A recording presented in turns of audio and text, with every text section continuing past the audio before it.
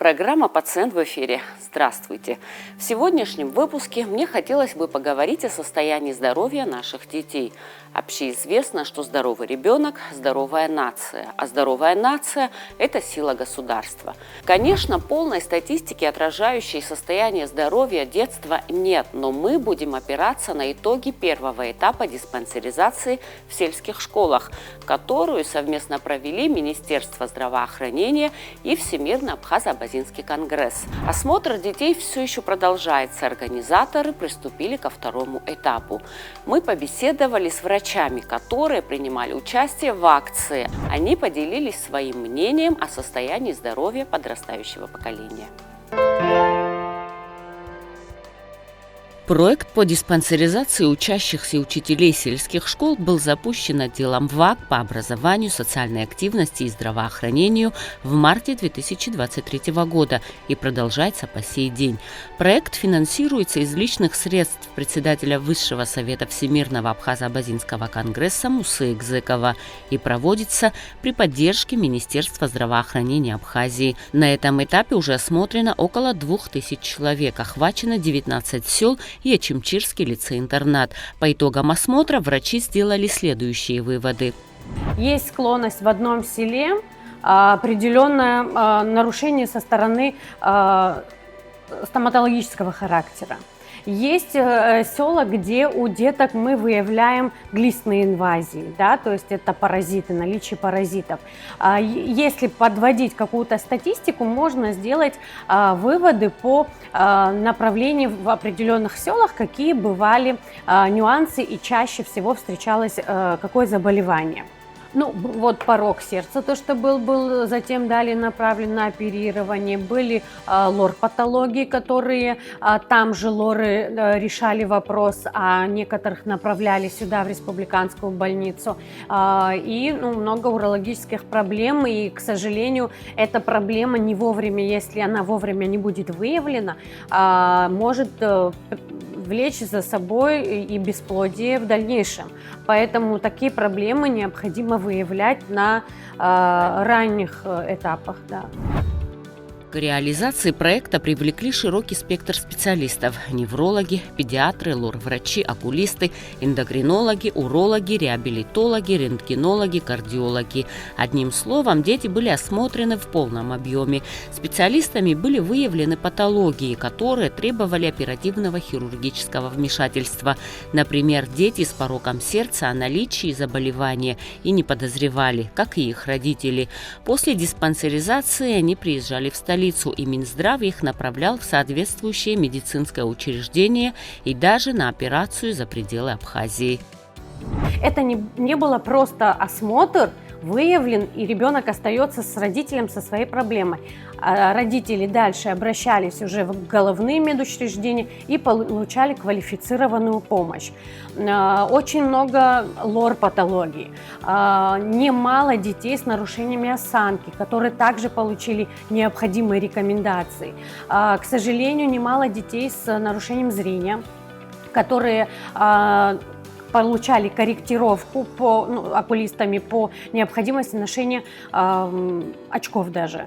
И они приезжали в Сухум, доктора оставляли свои контакты и дальше, можно сказать, ведут пациентов.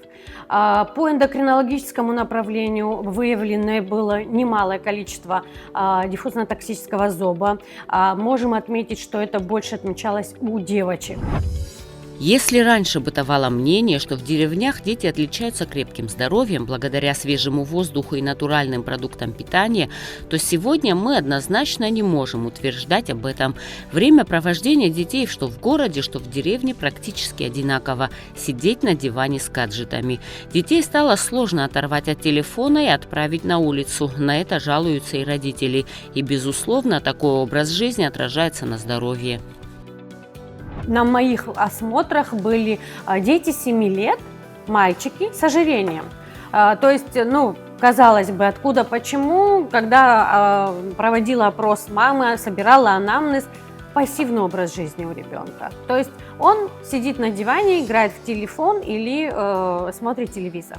То есть это основное развлечение. А казалось бы, это деревня, двор, выбегай, играй с животными, да, ну, то, что характерно и нам кажется, ну, правильным и нормальным, но, к сожалению, заметили вот эти моменты тоже. Мы ожидали увидеть более здоровых, более таких крепких детей, да, но, к сожалению, все-таки не так все благополучно. Почти в каждой диспансеризации принимал участие заведующий рентген-отделением республиканской больницы рентгенолог Аслан Берзения. На специально оборудованном автомобиле врач проводил осмотр школьников. Иногда, чтобы спецмашина въехала во двор школы, приходилось разбирать высокую калитку, как, например, в селе Кутол. По наблюдению врача можно выделить патологии опорно-двигательного аппарата. По моему направлению, конечно, я всех не смотрел, потому что флюорографию всем нельзя делать. Мы смотрели старше 14 лет и с разрешения родителей. В основном выявлялись, конечно, патологии опорно-двигательного аппарата, то есть искривление позвоночника. Самый большой плюс то, что это на ранних стадиях получается выявление. Еще можно что-то сделать, какие-то даже с помощью ЛФК банального можно это все исправить. По легким, конечно, проблем не было, таких каких-то глобальных. Были небольшие воспалительные изменения, то есть то, что мы находили. Кроме легких мы смотрели еще по мере надобности какие-то другие органы системы, например, пазухи носа. Выявлялись гаймориты тоже множественные, аденоиды, искривления носовых перегородок. То есть такие вещи, которые... Эти детки, которых мы смотрели, они очень редко бывают вообще в каких-то центральных лечебных учреждениях. То есть вся эта диспансеризация для них, я думаю, большой плюс несет, так как они никогда не были в больнице, а тут сами врачи приехали и сделали обследование, и кровь, и большой плюс, конечно, для всей страны. Ну вот, по вашему мнению, здоровое поколение растет? Однозначно так не скажешь, конечно, но есть проблемы, связанные с позвоночником в таком раннем возрасте. Они, конечно, не должны быть, наверное. Вот. Но опять же, плюс, что выявляем их очень рано.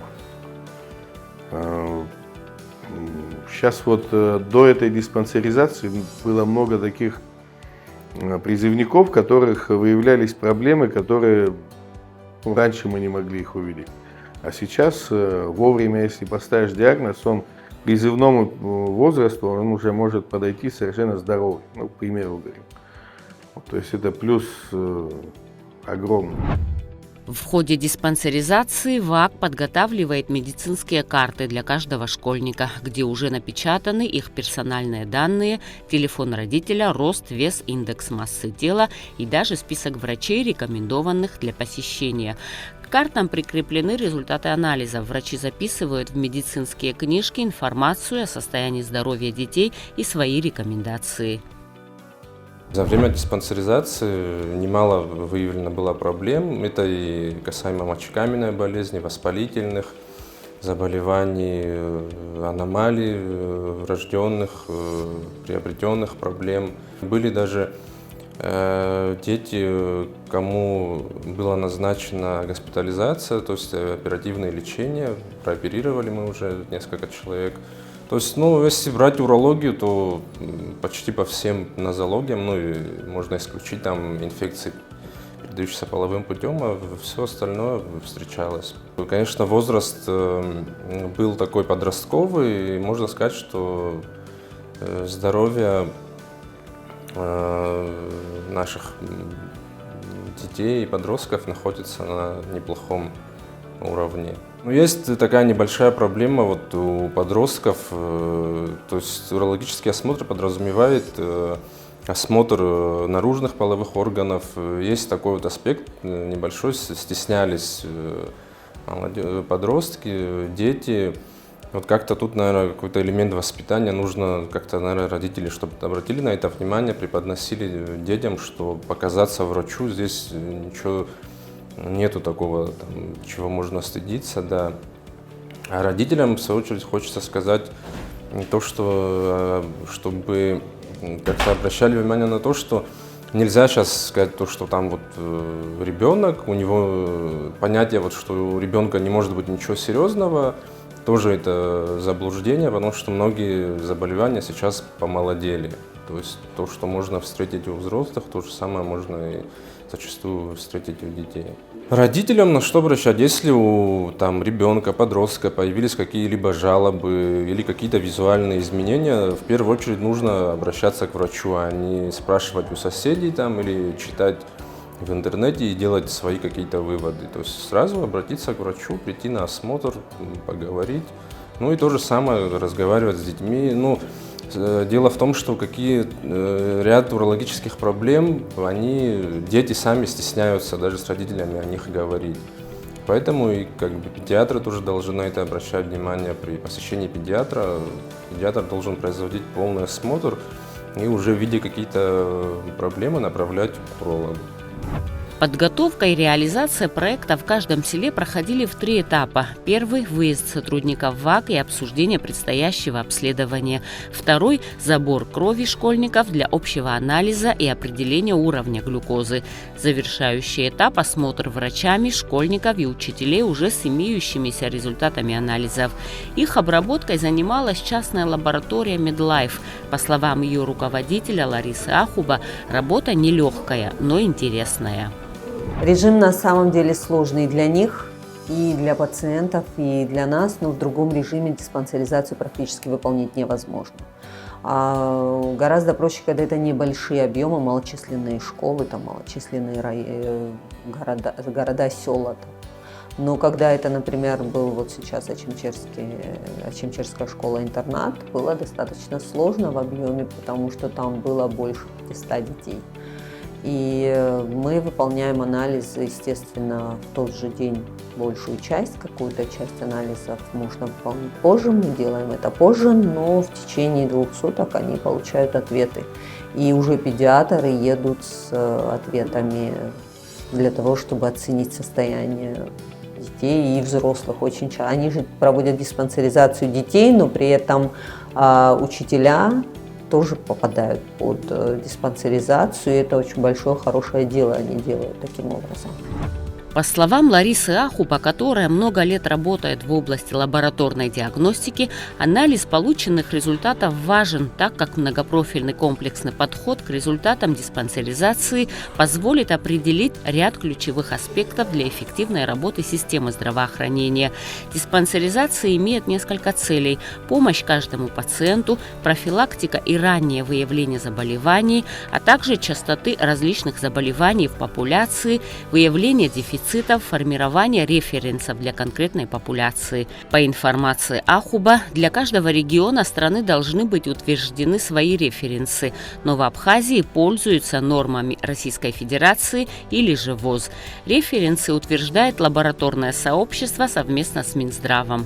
Думаю, что вот эта диспансеризация детская для нас послужит началом того, что мы получим свои референсы. И мы правда видим, что то, что мы получаем даже у здоровых детей, несколько имеет другой уклон, нежели вот в ВОЗовских стандартах. То есть мы видим, что референс несколько отличен, и его нужно вводить свой, местный, и поэтому проще будет работать педиатрам тоже, когда они получат местные референсы. Но я вам на простом, если языке, она все-таки медицинская, передача. Для простом, но медицинская. Есть такой показатель, как лейкоциты. Вы когда приходите и смотрите, если ребенок заболел, там есть воспаление, нет воспалительного процесса. И по лейкоцитам очень много что можно сказать. Так вот, у наших детей в основном лейкоциты находятся в нижнем таком разделе нормы мировой. А мировая норма, она очень большой разброс имеет, там до 13 тысяч для некоторых возрастов есть. И если у ребенка своя норма, 4, 5, 6 тысяч лейкоцитов, то 13 тысяч для него это уже хорошее такое острое воспаление. И получается, что если мы будем брать большой этот референс, мы это воспаление не увидим. Вот где ключевые ошибки могут происходить. Поэтому для нас очень важно то, что мы увидели. У нас есть отличия, и есть своя специфика, и эти референсы нужно утверждать. И мы вот с Аидой Юрьевной это обсуждали, когда ВАК проводил итоговое заседание. Я думаю, что мы на пути к этому, мы будем вводить свои референсы, и Минздрав нам, я думаю, в этом тоже поможет. По результатам анализов собраны демографические данные, учтены частота встречаемости различных заболеваний неврологического, офтальмологического, эндокринологического профиля, состояние красного и белого ростка крови у школьников. Основное, что мы наблюдаем, это, конечно, анемия. Ее достаточно много, и я сейчас не могу сказать, в каком проценте, для этого надо проводить анализ, но мы же как работаем? Педиатр поехал с этим общим анализом крови, с уровнем глюкозы, и они дают дальше назначения какие-то. Мы эту сыворотку храним в соответствующих условиях. И они очень часто там назначают им железо, дефициты витаминов, какие-то.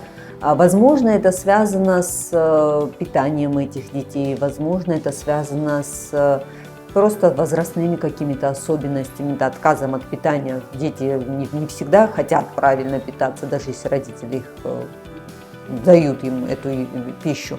Поэтому очень часто мы видим анемию, мы видим детей с низким уровнем гемоглобина, мы видим детей с низким уровнем железа, витаминов.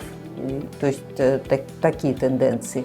Плюс при анализе анкет ребята наблюдают изменения в индексе массы тела. И это метаболические какие-то синдромы, которые у детей либо предожирение, либо у них может быть какие-то преддиабетические состояния. Это уже педиатры оценивают совместно при клинической оценке ребенка, при осмотре, при анкетировании, взвешивании. И дополнительно назначают какие-то. Есть прям возраст определенный, для которого характерно изменение в индексе массы тела. Это вот в основном пубертантный возраст. На сегодняшний день в системе здравоохранения наблюдается острая нехватка кадров, особенно в педиатрии. И особенно это ощущается в районах. В Гудаутском районе 5 педиатров, в Гагарском 3, а в Ачимчирском всего лишь 1 педиатр на весь район. Также не хватает детских эндокринологов и кардиологов. Из-за этого к диспансеризации пришлось привлечь кардиолога, который лечит взрослых. К сожалению, в педиатрии есть проблема нехватка кадров, касаемо не только педиатров, но также узких специалистов. То есть это детский эндокринолог, детский кардиолог, детский уролог, окулист и так далее. И поэтому, кстати говоря, хочу сказать огромное спасибо нашим коллегам, которые отозвались, согласились работать вместе с нами, несмотря на то, что это не их специфика, с детками все боятся иметь связь, потому что дети – это отдельная категория населения, поэтому это индивидуально, это нюансов много. И коллеги наши согласились, как общаясь с некоторыми, сказали, перечитывая им именно педиатрическое касаемо детского населения, чтобы не упустить, не пропустить при осмотрах. Что мы проводим с нашей стороны? Пытаемся решить кадровый вопрос, привлечь специалистов больше, вернуться после обучения к нам в республику. И те студенты, которые отсюда едут, чтобы была та специальность, которая непосредственно сейчас нам здесь в стране нужна, дефицит которой мы ощущаем. К сожалению, как отмечают врачи, в последнее время некоторые болезни помолодели. К примеру, сахарный диабет 2 типа раньше считался заболеванием пожилых, сейчас он часто встречается у детей. Также дети чаще стали болеть онкологическими заболеваниями. Трудно сказать, с чем это связано. Наука пока не дает однозначного ответа. С учетом того, что риск заболевания тяжелыми болезнями увеличился, родителям и врачам нельзя терять бдительность. Не зря существуют декретированные сроки осмотра у специалистов, врачей у детей. То есть, если это ребенок до года, это ежемесячный осмотр. Со слов мамы, раз мы не болеем, зачем нам приходить? Но то, что увидит врач-педиатр на осмотре, мамы иногда не всегда, могут упустить. Это есть такое вот правило, это не нами придумано, необходимо ходить до года ежемесячно. Дети старше года до 2 лет в 3 месяца 1 раз. Дети с 2 лет до 3 лет, то есть до того, как ребенок пойдет в садик, в полгода раз. Есть нормы, в которые мы можем не упустить. Да, вот если мы долго не посещаем специалиста, мама привыкла к чему-то, да, а на самом деле у ребенка это не должно быть, это не есть нормой.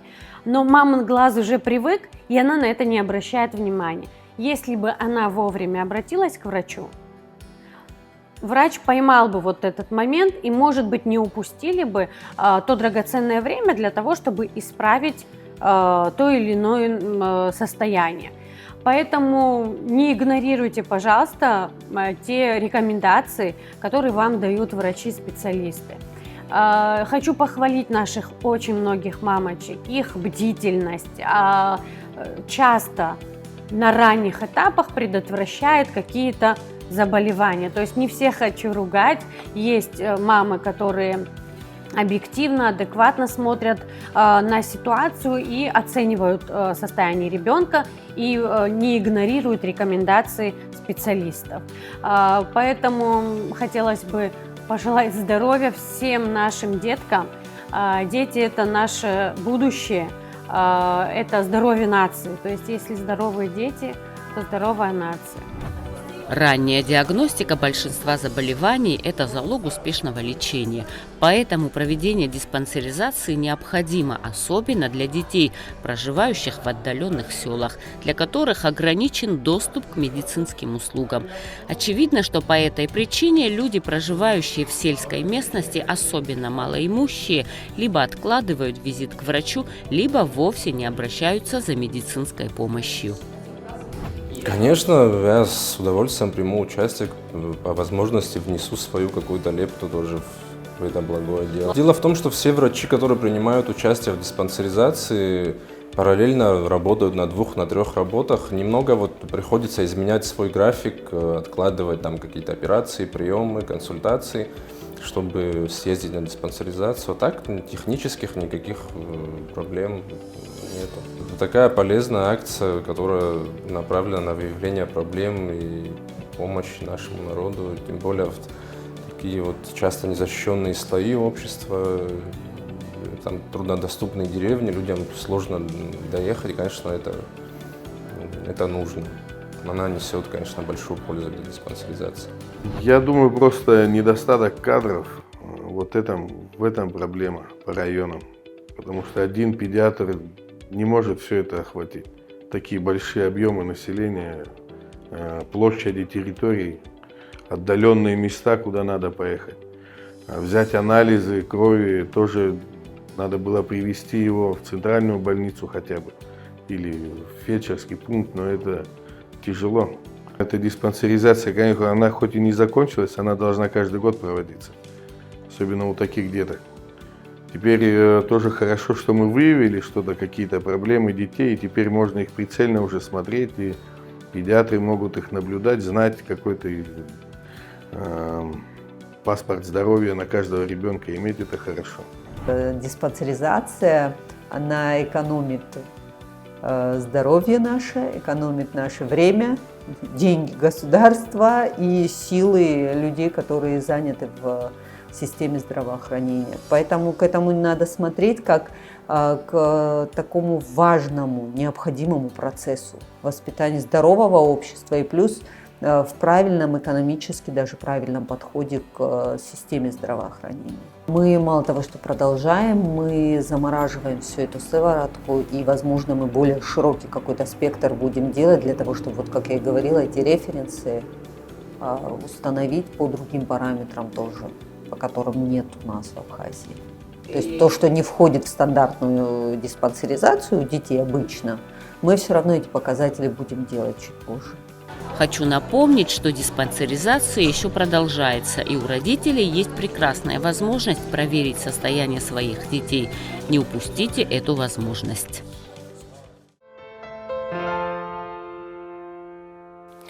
С детства нам твердили, что здоровье надо беречь, но, наверное, так устроен человек, что начинает беспокоиться о себе только тогда, когда заболевает. Немецкому философу Шопенгауэру принадлежат слова, с которыми нельзя не согласиться: «Здоровый нищий счастливее больного короля».